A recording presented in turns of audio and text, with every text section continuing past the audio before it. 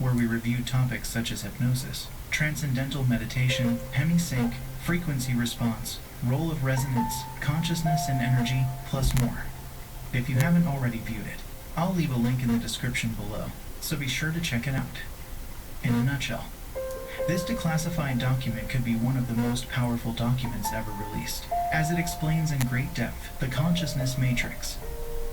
If the information in this document is taken in and fully understood, one may begin to experience drastic changes in their reality, as the filters of perception begin to change into a conscious understanding of the oscillating energy grid systems and multi-layered dimensions that we exist within.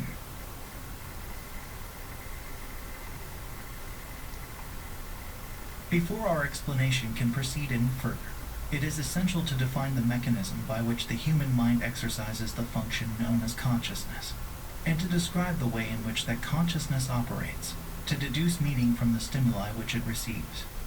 To do this, we will first consider the fundamental character of the material world in which we have our physical existence. In order to accurately perceive the raw stuff with which our consciousness must work, the first point which needs to be made is that the two terms, matter and energy, tend to be misleading, if taken to indicate two distinctly different states of existence in the physical world that we know it. Indeed, if the term matter is taken to mean solid substance, as opposed to energy, which is understood to mean a force of some sort, then the use of the former is entirely misleading. Science now knows that both the electrons, which spin in the energy field located around the nucleus of the atom, and the nucleus itself, are made up of nothing more than oscillating energy grids. Solid matter, in the strict construction of the term, simply does not exist. Rather, atomic structure is composed of oscillating energy grids, surrounded by other oscillating energy grids, which orbit at extraordinarily high speeds. In his book, Stalking the Wild Pendulum, Itzhak Bentov gives the following figures. The energy grid which composes the nucleus of the atom vibrates at approximately 10 to the power of 22 Hz, which means 10 followed by 22 zeros, at 70 degrees Fahrenheit. An atom oscillates at the rate of 10 to the power of 5 Hz. An entire molecule, composed of a number of atoms bound together in a single energy field, vibrates in the range of 10 Hz. A live human cell vibrates at approximately 103 Hz. The point to be made is that the entire human being, brain, consciousness, and all is, like the universe which surrounds him, nothing more or less than an extraordinarily complex system of energy fields. The so-called states of matter are actually variances in the state of energy, and human consciousness is a function of the interaction of energy in two opposite states, motion versus rest, in a manner described in the following paragraph.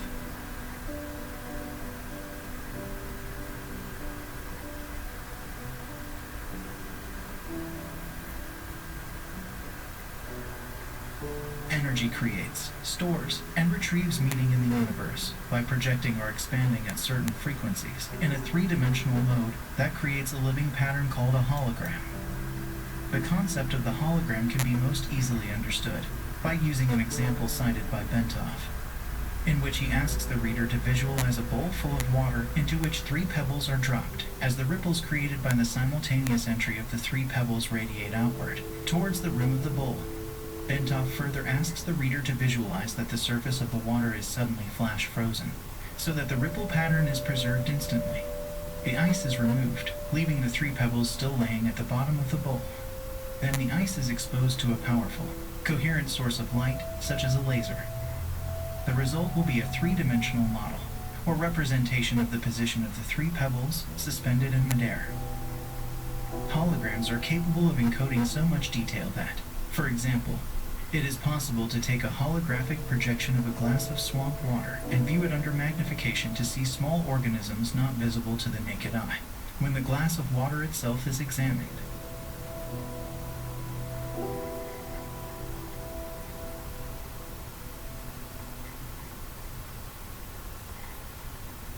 Of further importance is the fact that, even if we dropped our frozen hologram of the ripple pattern on the floor, and broke it into a number of pieces, each individual piece would recreate the entire holographic image all by itself. The smaller the piece, the fuzzier and more distorted would be the resulting holographic projection, but the fact remains that a whole projection would nonetheless be made. The key to creating any hologram is that energy in motion must interact with energy in a state of rest. In the foregoing example, the pebbles represent energy in motion, while the water represents energy at a state of rest.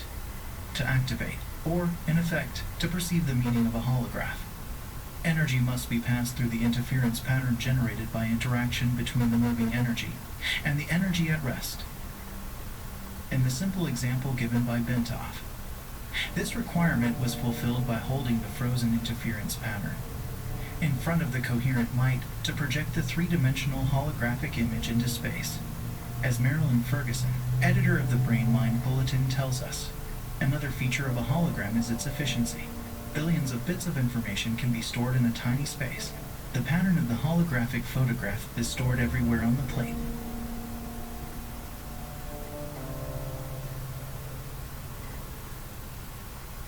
The universe is composed of interacting energy fields, some at rest and some in motion. It is, in and of itself, one gigantic hologram of unbelievable complexity. According to the theories of Karl Pribram, a neuroscientist at Stanford University, and David Bohm, a physicist at the University of London, the human mind is also a hologram, which attunes itself to the universal hologram by the medium of energy exchange, thereby deducing meaning and achieving the state which we call consciousness. With respect to states of expanded or altered consciousness, such as gateway uses, the process operates in the following way. As energy passes through various aspects of the universal hologram and is perceived by the electrostatic fields which comprise the human mind, the holographic images being conveyed are projected upon those electrostatic fields of the mind and are perceived or understood to the extent that the electrostatic field is operating at a frequency and amplitude that can harmonize with, and therefore read, the energy carrier wave pattern passing through it. Changes in the frequency and amplitude of the electrostatic field, which comprises the human mind, determines the configuration, and hence, the character of the holographic energy matrix which the mind projects to intercept meaning directly from the holographic transmissions of the universe. Then, to make sense of what the holographic image is saying to it, the mind proceeds to compare the image just received with itself. Specifically, it does this by comparing the image received with that part of its own hologram which constitutes memory. By registering differences in geometric form and in energy frequency, the consciousness perceives, as psychologist Keith Floyd puts it. Contrary to what everyone knows is so, it may not be the brain that produces consciousness, but rather consciousness that creates the appearance of the brain.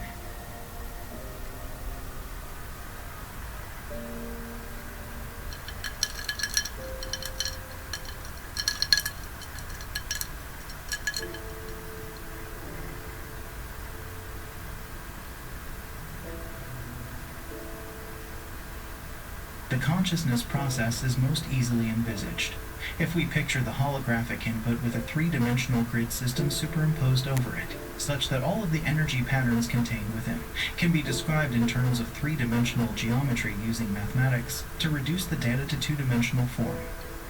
Bentov states that scientists suspect that the human mind operates on a simple binary go, no-go system, as do all digital computers. Therefore, once it superimposes a three-dimensional matrix over holographic information it wishes to interpret, and reduces that information mathematically to two-dimensional form, it can completely process it using its fundamental binary system. Just as any computer made by the hand of man can process volumes of data, and make various comparisons between the data and information stored in its digital memory. Our minds operate in the same way, perceiving by comparison only. Bentov states the proposition this way. Our whole reality is constructed by constantly making such comparisons. Whenever we perceive something, we always perceive differences only.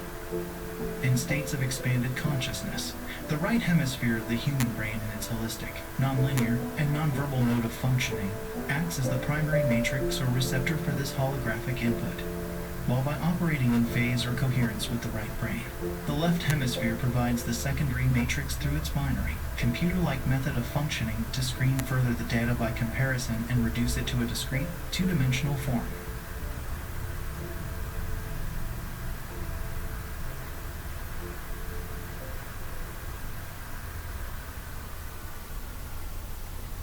To the extent that Gateway succeeds in bringing about a refinement in energy matrix of the mind, it succeeds in expanding or altering human consciousness so that it can perceive without recourse to the intercession of the physical senses, such that ever more of the universal hologram can ultimately be perceived and understood.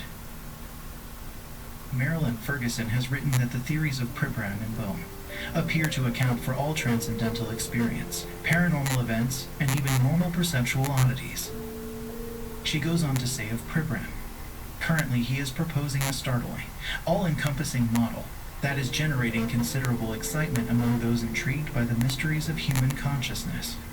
His holographic model marries brain research to theoretical physics. It accounts for normal perception and simultaneously takes the paranormal and transcendental experiences out of the supernatural by explaining them as a part of nature. Like certain strange discoveries of quantum physics, the radical reorientation of this theory suddenly makes sense of paradoxical sayings of mystics throughout the ages.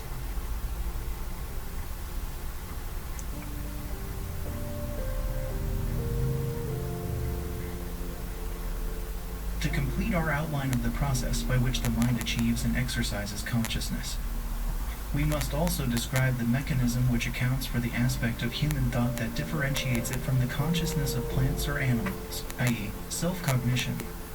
Humans not only know, but they know that they know. They are able to monitor the process of their own thinking and maintain an awareness of it. Moreover, they can conduct a comparative assessment, evaluating the functioning of their thought processes against various objective standards they have adopted.